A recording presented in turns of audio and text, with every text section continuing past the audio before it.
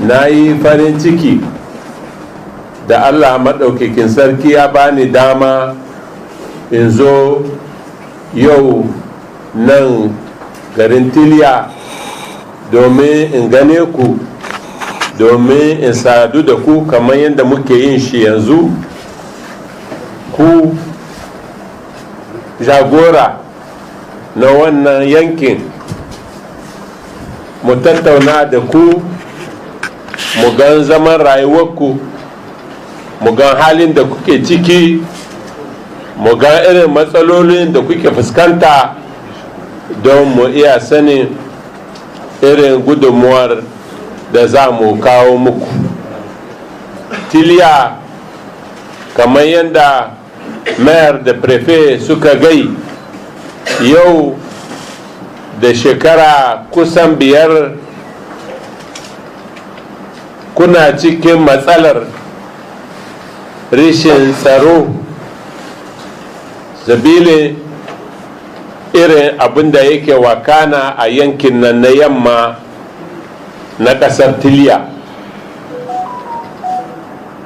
Sanin kowa ne irin wannan abu ya taso daga Mali, amma irin wannan matsalar ba ta tsaya wuri guda, tana ci gaba hatta kai ta iso mu nan, kuma ta mumu rauni, domin mayar da prefe sun zana irin wahala da mutane suke ciki sakamakon kashe-kashe da aka yi, wanda mun yi alhini da yawa, mun yi baƙin cikin irin abin da ya wakana.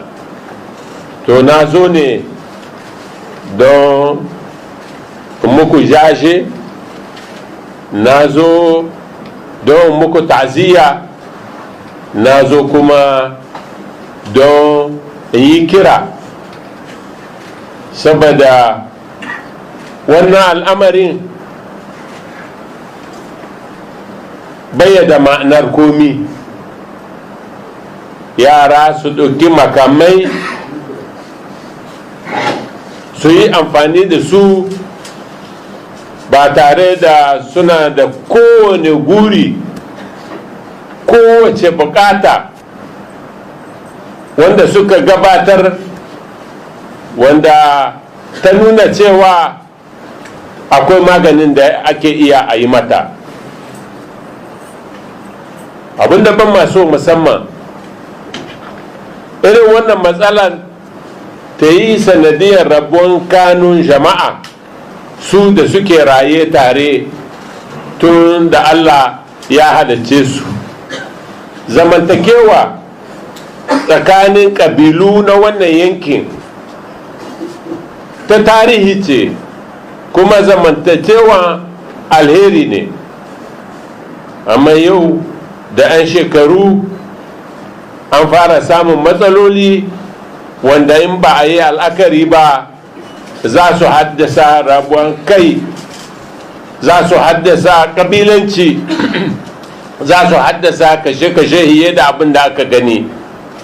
Shi yasa na zo in muku kiran cewa waɗannan mutane masu aika-aikan nan su ba wani addini gare su ba wata kabila ce gare su ba, suna yin abu cikin duhu, ba su san ma'anan shi ba. Kenan kar a bi tasu. Ina so ku karfafar da zamantakewa tsakaninku, domin ku tunkare su, ku fuskance su, ku ce musu wannan abin da kuke so ba zai samu ba. Nan mu kabilu na wannan yankin nan za mu ba ma juna hannu domin mu yaƙi duka mutumin da yake so ya raba kanunmu. Kusan da cewa ku uwan juna ne, mutane da suke zamne wuri guda babu abin da yake raba su. Ashe kenan a yi niyya wannan al'amari a tunkare shi ta yanda za a ƙi irin sanadiyan da take kumshe da shi.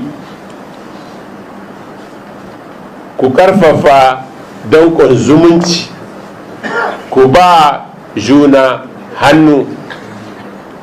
Ina so in gaida duk ƙoƙarin da kuka nuna na ku kiyaye rabuwan kanunku.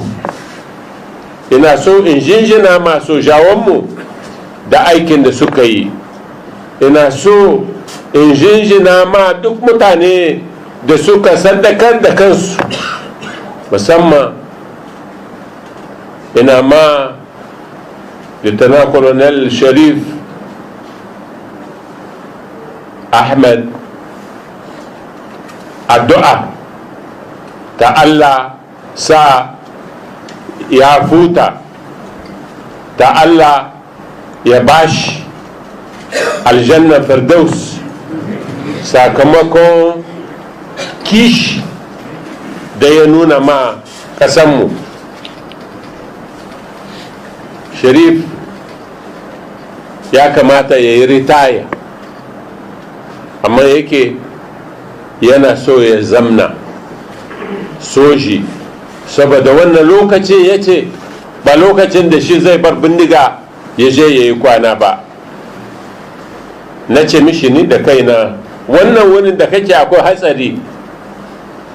Ya ce saboda na san akwai hatsari ne nake so in tsaya domin in kare kasanmu, in kare kabilunmu, in kare zamantakewa tsakanin kabilunmu gaba daya, mu hana ma mutanen da suke so su raba kanunsu su iya yin haka.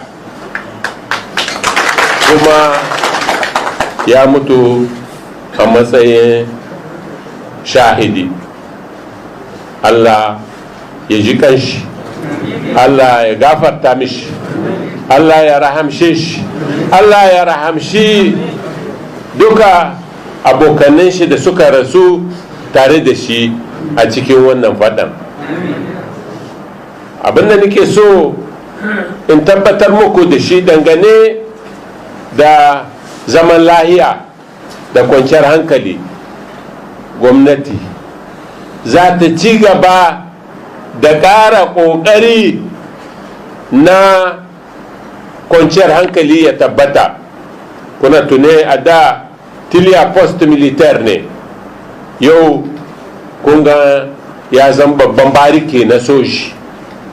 An yi gine-gine, an yi wurin sabkan jirgi, an ƙara yawan soji da suke nan. Wannan domin mun san irin amsa ce da ta dace da wannan ƙalubalen da muke fuskanta yau, kuma za mu ci gaba da ƙoƙari na mu kawo soji da yawa, kuma mu kawo su cikin mun ba su makamai da suka dace.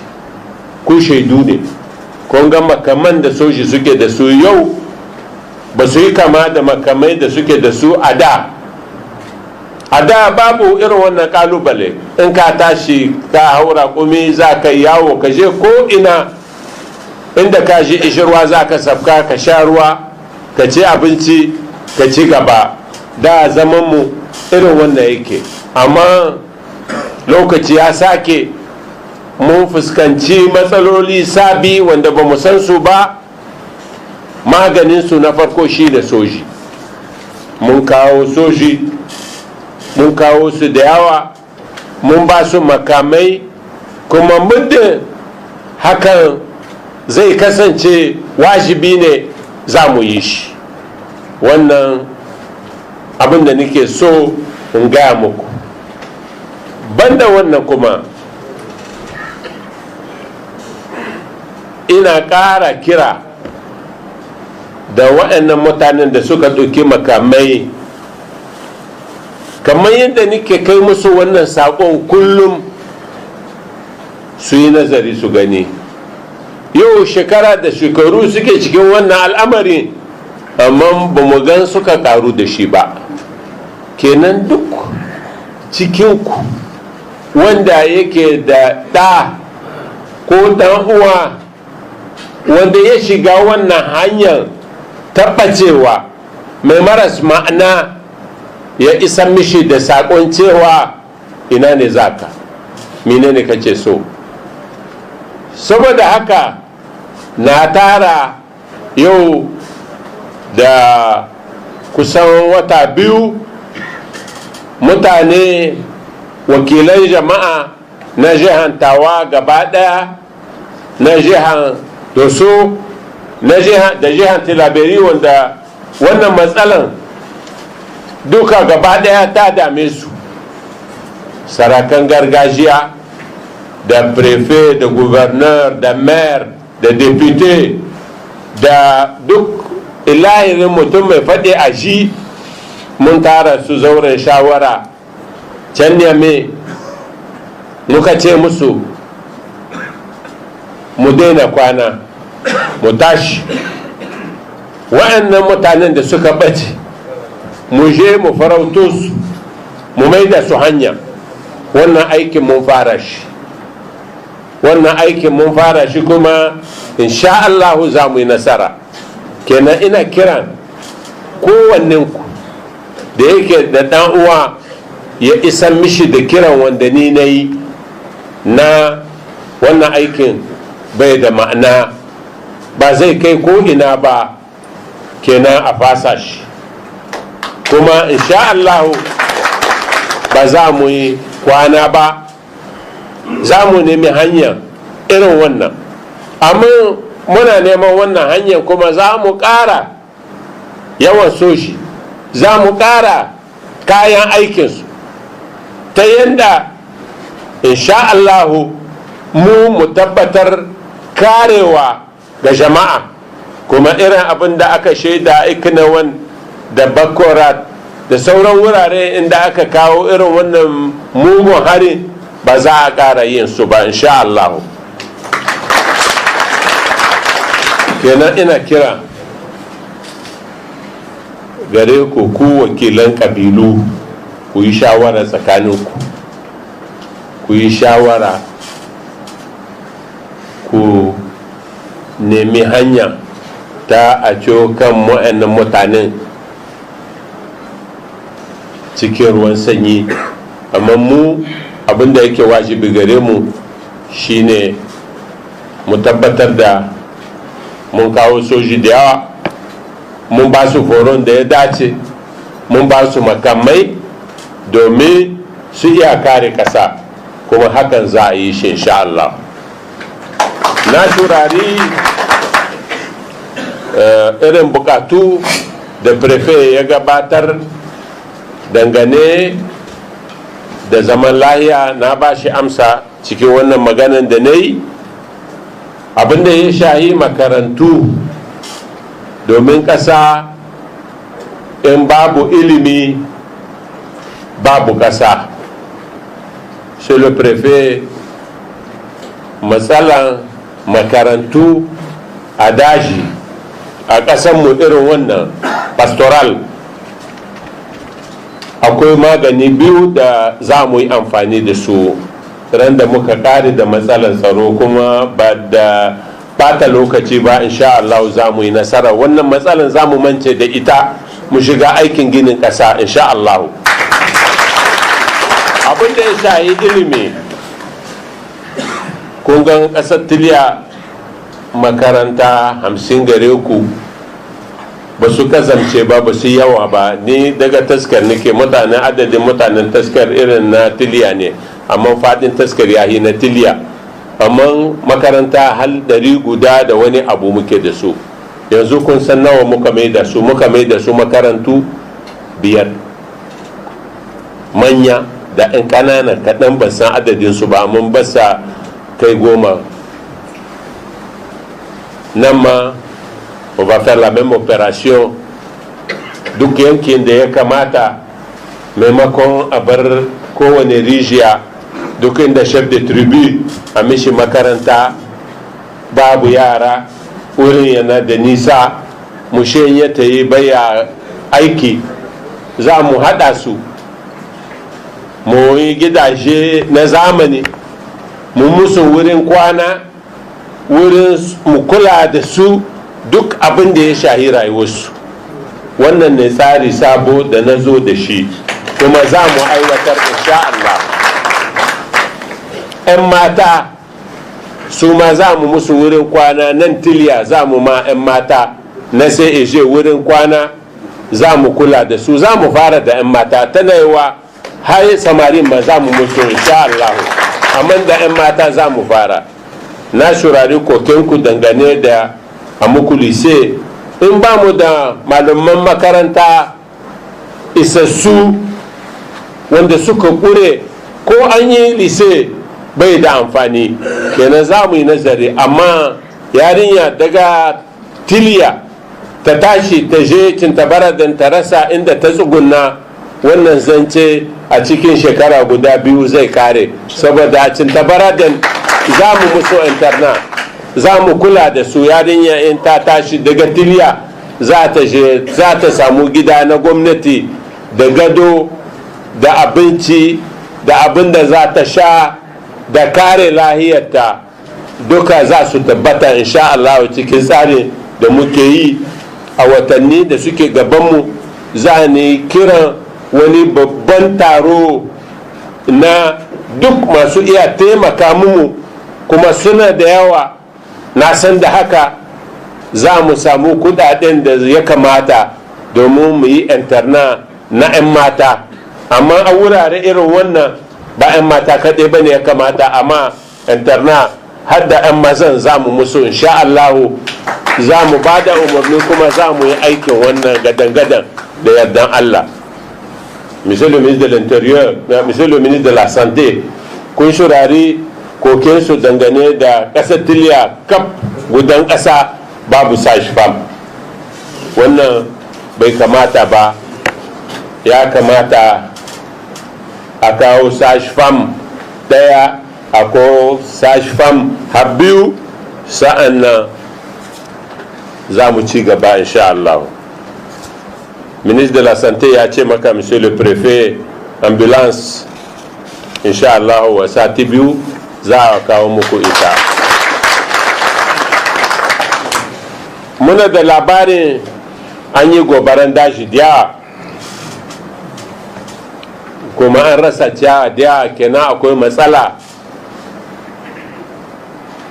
matsala ta abincin jama'a, saboda mutum da yawa, kuka ce mun mutane da yawa suka bar wuraren su yau sun shiga wani yanayi na suna neman inda suka tsuguna. beaucoup de problèmes humanitaires, par conséquent za mu kula da haka insha Allah. vous nous donnerez les chiffres précis, les localisations précises, et nous allons prendre ça en charge en relation avec le dispositif du système humanitaire international et nos propres moyens. d'ici là, abin da nake so ku sani shine yau zancen da nake muku, mun sayi hatsi, abin da ya shahi gwamnati, da za mu fara sai da shi rahusa daga fevrier mars hal mu kai september insha Allah. muna da su sun shiga magazin na opvn duka a ko'ina. yanzu muka yi oda na a kawo abincin busashe, shi ma ina tare da minister de l'élevage, kafin wata guda a ko'ina insha Allah za mu kawo abinci na busashe a sai da shi rahusa, shi ma insha Allah. kenan mun rigaye mun ɗauki irin wannan matakan daidai gwargwado da yardan Allah. matsalan ruwa da sauransu duka mun zo ne don mu shurare ku, don mu san abin da ya kamata a muku da gaugawa, mu rubuta shi kuma mu je mu ba da umarni don a biya muku bukata. jama'a 'yan uwa mutanen tiliya, Allah ya muku albarka. kun rike mu wannan yankin yana da hatsari. yau kuna cikin halin kalubala mai tsanani, amma ina sake kira gare ku, ina ƙara kira gare ku, kar masu so su watsar da ƙasanmu su yi nasara. me zai hana su yi nasara? ku haɗa kanunku da bugashe da hilani da laraba da sauran ƙabilu na wannan yankin uwan juna kuke, uwan juna kuke, kusan da haka. Wannan iblishin da ya ratsa shekarun nan da suka gabata, Allah ya kai shi nisa, ya la'anta shi, ya kai shi nisa, zamantakewa ku ta koma yadda take da. Shi ne ƙarhinku, ku sani, domin in aka shiga irin wannan matsalolin kuma aka ce sai da fansa babu yahewa, wallahi ana shiga hatsari, ana shiga babban hatsari. Abinda ya gabata ba komi ba ne, kenan a kiyaye abinda yake gaba. Gaba yana cikin haɗuwan kanmu, shine kiran da na zo in muku.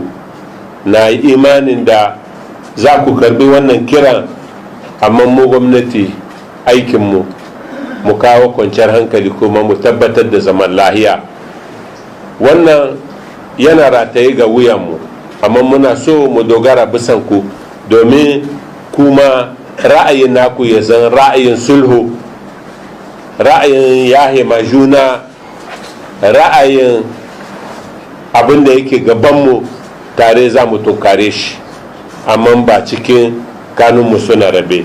Wannan ne jawabin da na so muku uwa. Allah ya muku albarka, Allah ya ma komite de la paix albarka. Kokarin da kuke yi mun san da shi, Allah ya ba ku nasara wannan kyakkyawar niyyar da kuka yi na ku kare lahiyar jama'a. Na gode.